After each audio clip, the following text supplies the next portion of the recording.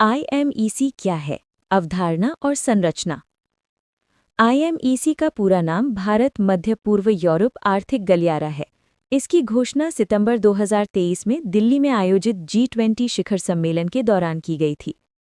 इसमें Bharat, America, Saudi अरब, संयुक्त अरब अमीरात, UAE, यूरोपीय संघ, इटली, फ्रांस और जर्मनी शामिल हैं। इस कॉरिडोर के दो मुख्य हिस्से हैं। पूर्वी गलियारा यानी ईस्ट कॉरिडोर, जो भारत को अरब की खाड़ी यानी पर्शियन गल्फ से जोड़ेगा। उत्तरी गलियारा यानी नॉर्दर्न कॉरिडोर, जो अरब की खाड़ी को यूरोप से जोड़ेगा। तकनीकी ढांचा।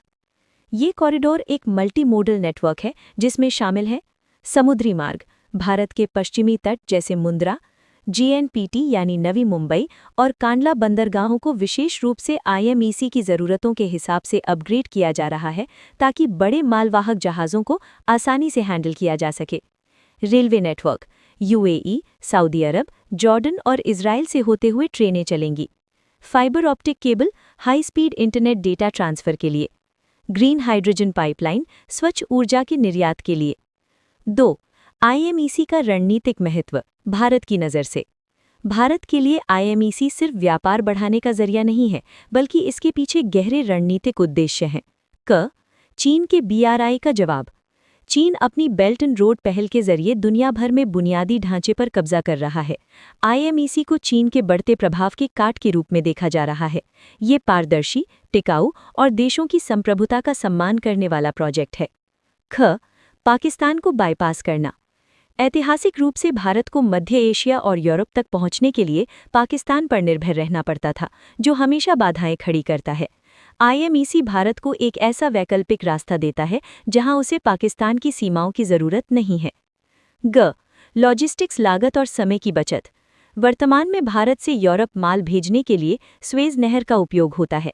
IMEC के आने से व्यापार की गति 40% बढ़ जाएगी, लॉजिस्टिक्स लागत में 30% की कमी आएगी, स्वेज नहर में लगने वाले हफ्तों के जाम और लाल सागर के तनाव से मुक्ति मिलेगी। 3. भारत इस पर क्या कर रहा है? 2024 से 2026 की प्रगति। भारत इस प्रोजेक्ट का मुख्य केंद्र बिंदु यानी हब है।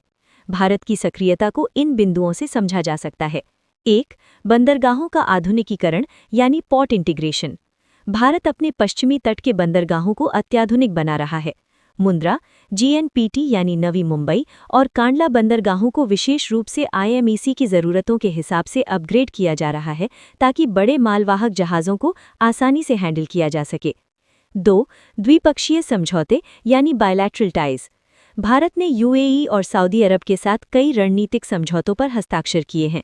2024-25 में प्रधानमंत्री मोदी की खाड़ी देशों की यात्राओं के दौरान इंटर गवर्नमेंटल फ्रेमवर्क एग्रीमेंट पर मुहर लगी, जिससे सीमा शुल्क और लॉजिस्टिक्स नियमों को एक समान किया जा सके। 3. रेल और इंफ्रास्ट्रक्चर में निवेश। भारत की कंपनियां जैसे इरकॉन और राइट्स मध्य पूर्व के देशों में रेल पटरी बिछाने और सिग्नलिंग सिस्टम के लिए तकनीकी सहायता देने पर बातचीत कर रही हैं।